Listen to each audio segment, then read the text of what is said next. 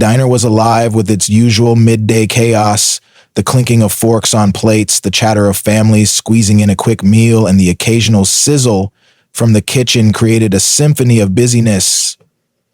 Waiters weaved through the maze of tables with trays balanced precariously, and the hum of an old jukebox in the corner added a nostalgic charm to the atmosphere.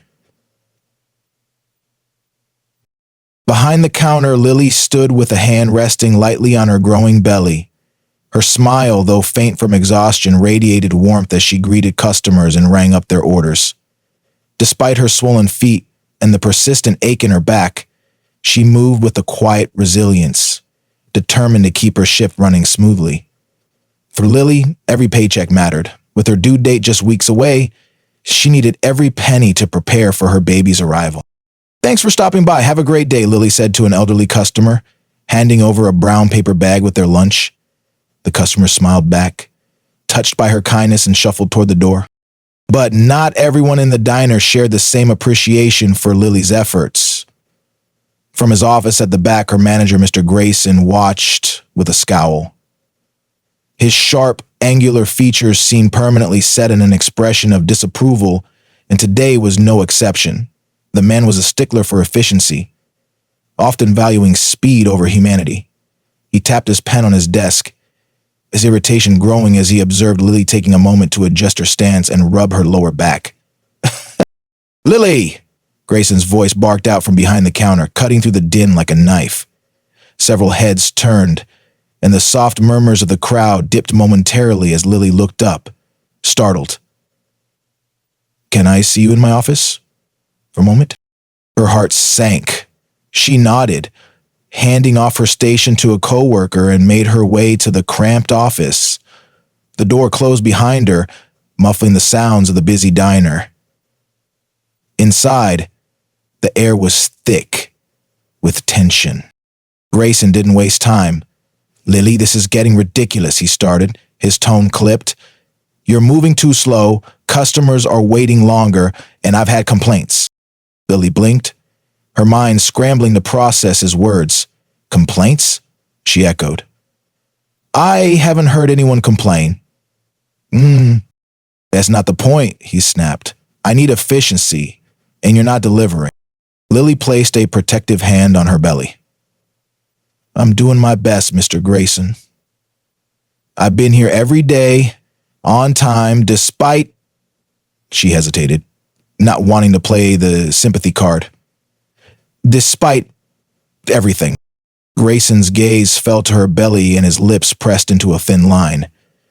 "Exactly, and it's affecting your performance. I can't have someone slowing things down. This is a business, not a charity." The word struck Lily like a slap. She opened her mouth to respond, but found herself speechless. All the late nights, the double shifts, the aching legs, none of it seemed to matter to him. "Look," he continued, his tone devoid of compassion. "I've got to think about the diner. I'm sorry, but I'm letting you go. Effective immediately." The room seemed to tilt, and for a moment Lily thought she might lose her balance. "You're firing me?" she whispered, her voice barely audible. "Yes," he said curtly, already shuffling papers on his desk. Collect your things, I'll mail your final check." As Lily walked back out into the diner, her vision blurred with tears she refused to let fall. She grabbed her belongings quietly, aware of the eyes that followed her every move. The warmth and joy she had brought to the diner just moments ago were now replaced with a hollow emptiness. But what she didn't know was that this moment, this act of cruelty, would set into motion a chain of events that would change her life forever. Mr. Grayson was the type of manager who saw people as tools rather than individuals. His dark suit was always pressed, his tie perfectly knotted, and his polished shoes clicked sharply against the tiled floor. To the staff at the diner, he was a man of cold efficiency, someone who cared more about numbers on a ledger than the people behind the counter. For him, financial returns were second, only the time he gave to Mother. He ran the diner like a well-oiled machine, and anyone who didn't meet his impossible standards quickly found themselves on the receiving end of his sharp tongue, or worse, his termination papers. Lily had worked under his watchful gaze for nearly a year, doing her best to avoid his wrath. She wasn't the fastest cashier, but she made up for it, for her kindness and attention to detail. Regular customers often returned just to see her warm smile or hear her cheerful greeting, and her coworkers admired her resilience despite her pregnancy. But none of that mattered to Mr. Grayson. All he saw was someone who wasn't meeting his expectations. It was during the lunch rush when the incident began. The diner was packed with customers, the line at the counter stretching out the door. Lily was doing her best to keep up, her movements slower than usual as she balanced the weight of her growing belly and the demands of the job. She handed a tray of food to a family with the soft, "Enjoy your meal," before turning to take the next order. "Willie!" Mr. Grayson's voice cut through the noise like a whip. He was standing by the kitchen door, his arms crossed and his face set in a scowl. "Can I speak to you for a moment?" Lily froze. Her coworker Maria gave her a sympathetic glance as Lily handed over the register and made her way toward him. The murmurs of customers filled the air as they watched her disappear into the back office. Inside the cramped office, Mr. Grayson wasted no time. "This can't continue," he began, pacing behind his desk. "You're too slow. I've got customers waiting, and it's reflecting poorly on the diner."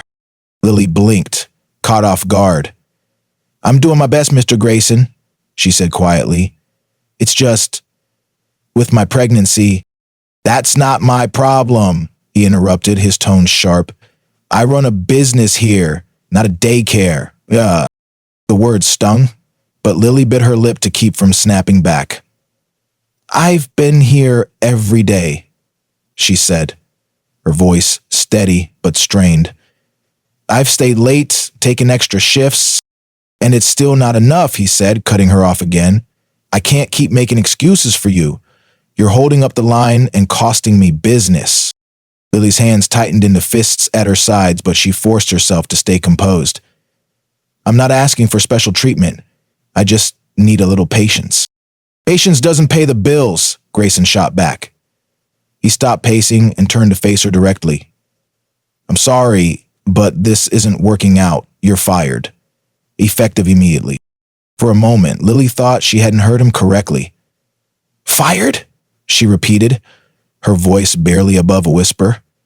"You're firing me because I'm pregnant?" "I'm firing you because you're not performing," he said coldly. "Now collect your things and leave. I'll mail you your final paycheck." The finality in his tone left no room for argument. Lily felt the air leave her lungs as she turned and walked out of the office. The weight of his words pressed down on her, each step feeling heavier than the last. When she emerged from the back, the atmosphere in the diner seemed to shift. Maria caught her eye and frowned, quickly handing off an order to another coworker before hurrying over. "Lily, what happened?" she asked softly. Lily shook her head, unable to speak. She grabbed her bag from under the counter and began to gather her things, her movements stiff and mechanical. "What's going on?" a man in the line asked, leaning toward another customer. "Why does she look so upset?" "That's the pregnant cashier," a woman whispered. "I think they fired her. Can you believe it?" The murmurs grew louder as more customers took notice. Some looked toward Mr. Grayson, who had returned to the front of the diner, his expression smug and unbothered. Others cast sympathetic glances at Lily, who kept her head down as she finished packing her belongings. Maria touched Lily's arm gently. "This isn't right," she said, her voice trembling with anger. "You've been nothing but hardworking. He can't do this to you." Lily managed a small, grateful smile. "Thank you, Maria, but there's nothing I can do. I just need to go." As she walked toward the exit, the diner's chatter grew louder and a sense of unease settled over the crowd. A young man sitting at the counter pulled out his phone, muttering, "This needs to go online. People need to know what kind of place this is." Lily pushed open the door, stepping out into the crisp afternoon air. Her vision blurred with unshed tears, but her steps remained steady. She'd lost her job, but she refused to lose her dignity. What she didn't know was that this moment of injustice had set off a chain reaction that would soon change everything. The diner door swung shut behind Lily, the sound of its chime lingering in the air. For a moment, the crowd was silent, the usual hum of conversations replaced by the weight of what they had just witnessed. Then, a low murmur began to ripple through the diner, whispers of disbelief and disapproval spreading like wildfire. Maria, still standing near the counter, clenched her fists as she watched Lily disappear down the street. Her heart pounded with a mix of anger and sadness. She glanced at Mr. Grayson, who had resumed his position behind the counter, his demeanor calm and indifferent, as if nothing significant had happened. "Excuse me," Maria said loudly, her voice cutting through the murmurs. All eyes turned to her as she stepped forward, her gaze fixed on Mr. Grayson. "What you just did wasn't right." Grayson raised an eyebrow, clearly unimpressed. "Maria, this isn't your concern. Get back to work." "It is my concern," she shot back, her voice steady despite the tremor in her hands. "Lily has been one of the hardest working people here. She's pregnant, and she's been doing everything she can to keep up. Firing her like that? It's cruel." A few customers nodded in agreement, their murmurs growing louder. "Yeah, that didn't seem fair," a man at the counter said, crossing his arms. "She was doing her job." Grayson sighed, his irritation evident. "Look, I don't have to explain my decisions to anyone. This is a business, not a charity. If you don't like it, you're free to leave." "That's not how you treat people," Maria argued, stepping closer to the counter. Her voice grew louder, her words carrying a conviction that caught the attention of everyone in the room. "You think because you're the manager, you can treat us however you want? Lily deserved better than that." The tension in the diner thickened. A woman sitting near the window leaned over to her companion, whispering, "She's right. That manager's out of line." Another customer, a young man with a laptop, began typing furiously, clearly documenting the scene. Grayson's face reddened as he realized the growing unrest. "Maria, this is your last warning," he snapped. "If you don't get back to work, you can leave too." "Uh-huh?" Maria hesitated for a moment, her resolve wavering, but then a voice from the back of the diner spoke up. "She's not the only one who thinks this is wrong." "Amy," he piped.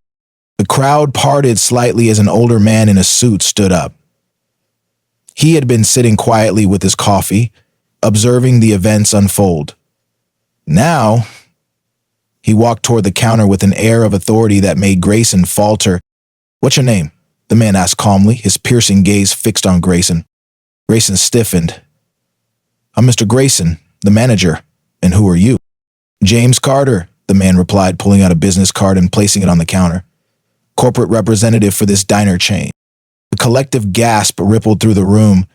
Grayson's expression shifted from arrogance to unease as he picked up the card and read it. "Mr. Carter, I assure you, everything I've done here has been in the best interest of the business.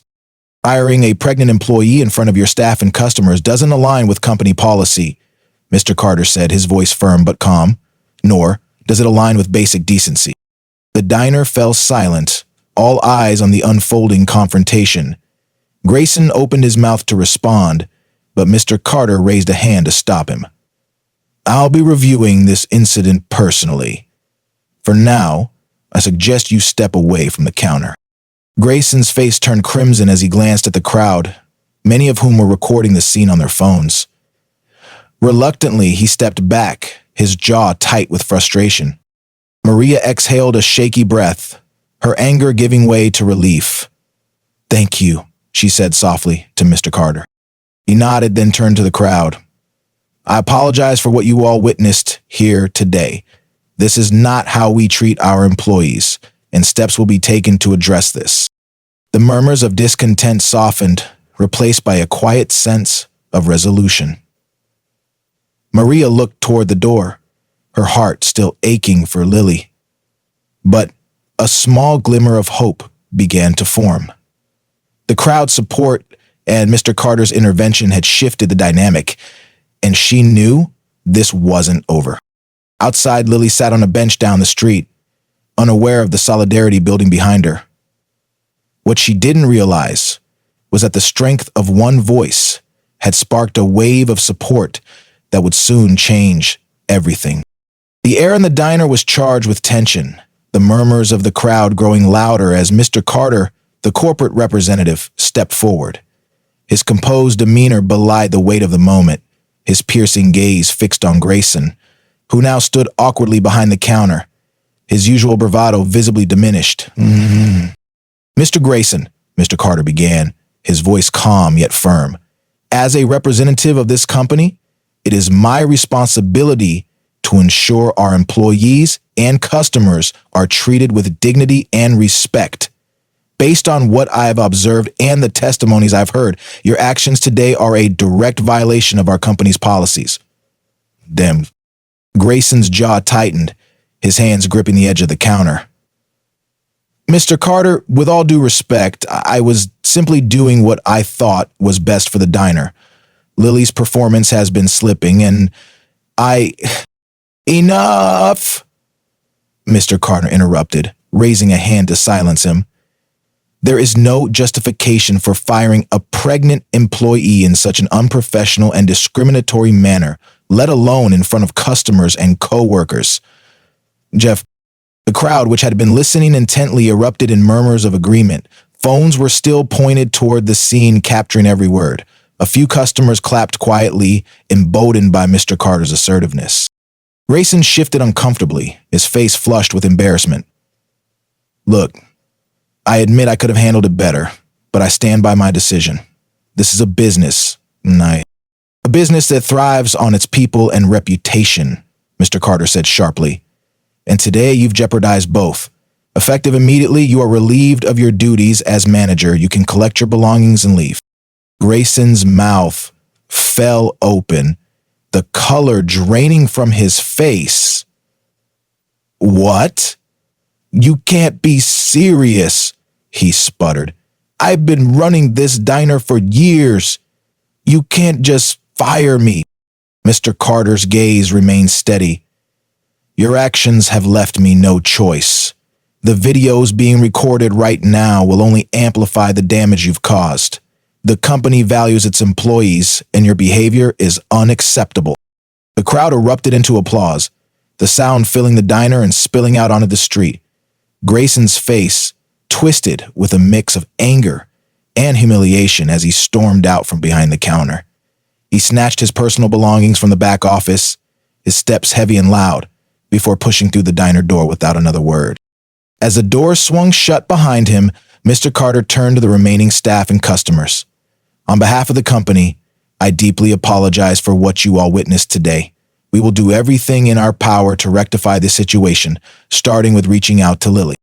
The tension in the room began to ease, replaced by a sense of justice and relief.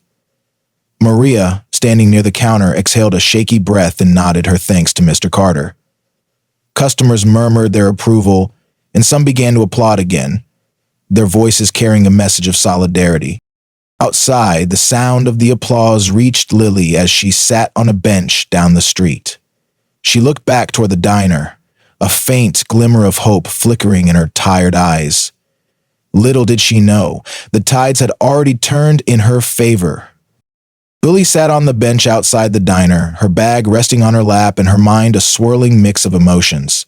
She felt the weight of the day pressing down on her, disbelief, sadness, and a tinge of anger at the injustice she had endured. She placed a hand on her belly, whispering softly, "Be okay. Bad to be." Her thoughts were interrupted by a familiar voice. "Lily!" Maria called out, rushing toward her. Behind Maria was a small group of customers and the man in the suit. "Mr. Carter." Maria was walking with purpose. Lily stood slowly, her face a mask of confusion and worry. "Maria? What's going on?" Maria reached for Bray, pulling her into a warm hug. "It's okay, Lily," she said, her voice trembling with emotion. "Mr. Grayson is gone. He can't hurt you anymore." Lily blinked, trying to process the words. "Gone? What do you mean?" Mr. Carter stepped forward, offering a kind smile.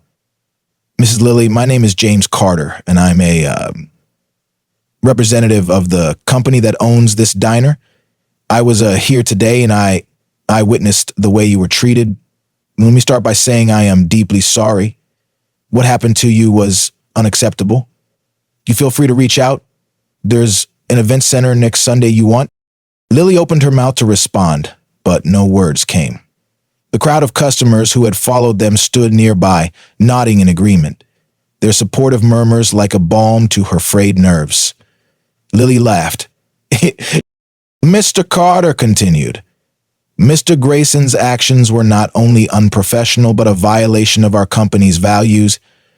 He has been dismissed, effective immediately. As for you, I would like to offer you your position back, with additional accommodations to support your pregnancy. If you're not comfortable with that, the company is prepared to assist you in finding a role that better suits your needs. Lily's hand flew to her mouth, tears welling in her eyes. You're serious? Absolutely, Mr. Carter said, his tone firm yet gentle. Your hard work and dedication have not gone unnoticed, and we want to make things right. Maria placed a hand on Lily's shoulder. You deserve this, Lily. Everyone in there saw it. We all know how much you've given. The crowd murmured their agreement, a few even clapping softly. A customer stepped forward, a woman Lily had served many times. If you ever need help with the baby, let us know, she said warmly. You're part of this community. Lily's tears spilled over, but this time they were tears of gratitude. She looked at Mr. Carter, Maria, and the small crowd of supporters. Thank you, she whispered, her voice cracking. I don't know what to say. I thought no one cared. And you know what, today? Maria pulled her into another hug. We care, Lily, and we'll always have your back.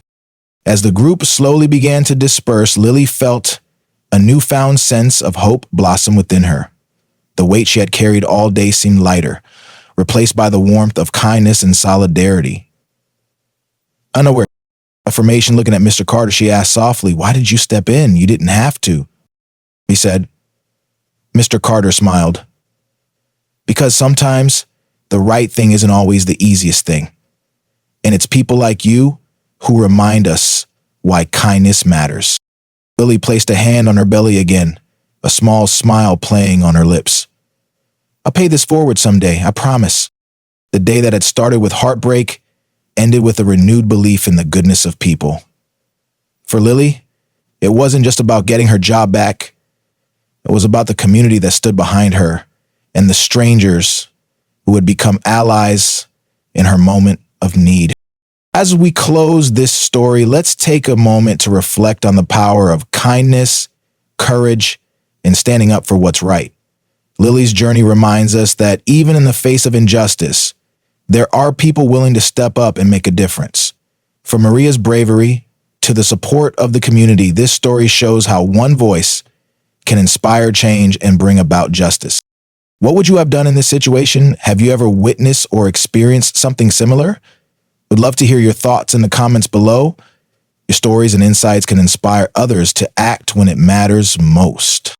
If this story moved you, don't forget to like the video and share it with your friends and family. By spreading stories like these, we create ripples of positivity that can change lives. And if you haven't already, be sure to subscribe to our channel and hit the notification bell to stay updated on more impactful stories that inspire and uplift. Kindness and courage truly have the power to transform lives. Let's all strive to be like Maria or Mr. Carter, ready to stand up for others and make the world a little brighter. Together, we can create a community built on compassion, understanding, and support. Thank you for watching, and we'll see you in the next story. Stay kind, stay courageous, and take care.